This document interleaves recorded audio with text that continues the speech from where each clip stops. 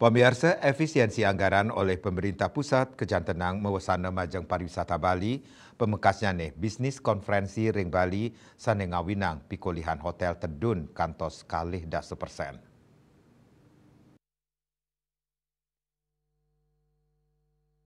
Ketua PHRI Badung I Gusti Ngurah Rai Suryawijaya, tedunnya nih tingkat hunian hotel, pamekasnya nih hotel bintang 4, miwah 5 ring Bali kalah ukuran, memargi sangkaning sawetara pamidabdab sekadi akenya nih wisatawan saking middle class, sane raw tur nginep ring akomodasi villa, homestay, miwah penginapan. Lianan punika taler sangkaning efisiensi anggaran saking pemerintah pusat sane mawasana ring pikolihan bisnis utawi mais, utawi meeting convention conference miwah insentif.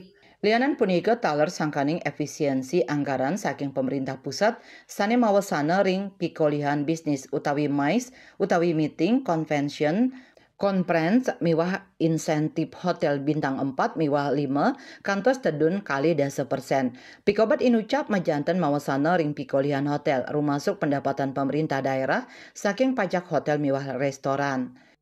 Sekarang kedua, penyebabnya di hotel-hotel bintang 4 dan bintang 5 itu turun okupansinya menjadi rata-rata 60%, bahkan bisa banyak yang di bawah itu.